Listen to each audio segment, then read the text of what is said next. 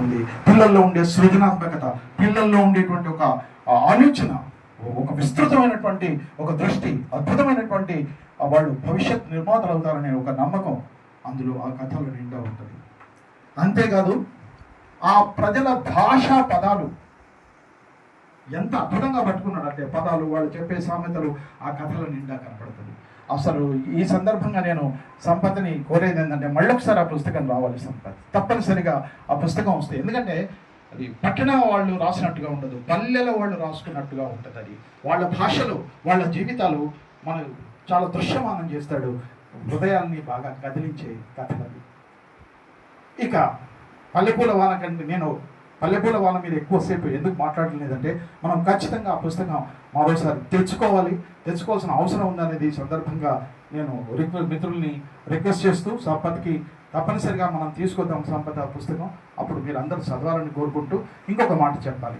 ఈయన చేసిన ఒక గొప్ప పని కూడా చెప్పాలి ఆయన వ్యక్తిత్వంలో.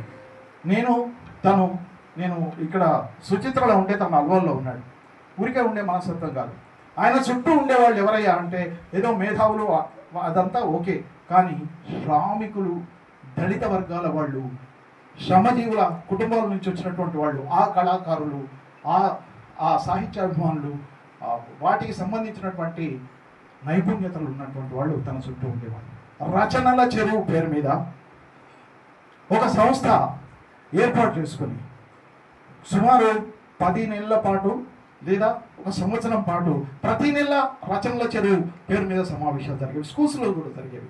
తను పనిచేసిన స్కూల్లో తీసుకెళ్ళి బహుశా శంకరం గారు ఉన్నట్టుగా నాకు జ్ఞాపకం ఉంది, రచనల చెరువు పేరు మీద సాహిత్యాన్ని అంటే కథల్ని, పాటల్ని, ముఖ్యంగా పాట చాలా బలమైన ఇది కాబట్టి పాటల్ని, కవితల్ని రాయించి ప్రతి నెల ఒక పుస్తకం, రచనల చెరువు పేరు మీద ప్రతి నెల ఒక పుస్తకం వచ్చింది.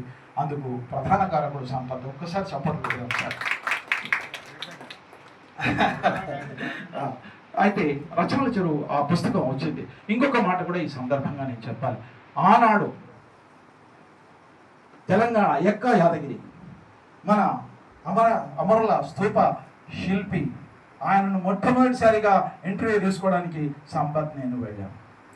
మేము ఆయనను ఆ ఇంటర్వ్యూ తీసుకున్న తర్వాత, ఆ ఇంటర్వ్యూ ఉపాధ్యాయ దర్శనంలో వచ్చిన తర్వాత నెక్స్ట్ ఇమ్మీడియట్లీ V6 మన ఈటీవీ వాళ్ళు వెళ్ళారు. అంటే ఎక్కడెక్కడి మాణిక్యాలను పట్టుకొని, ఎక్కడెక్కడి చరిత్రను పట్టుకొని, తెలంగాణ ఆత్మను పట్టుకొని వెలికి తీసుకొచ్చినటువంటి సంపత్ని ఈ సందర్భంగా హృదయపూర్వకంగా అభినందిస్తూ, సంపత్ ఇప్పుడు నీకు పూర్తి స్వేచ్ఛ దొరికింది కాబట్టి మనం చాలా అద్భుతంగా పనిచేద్దాం.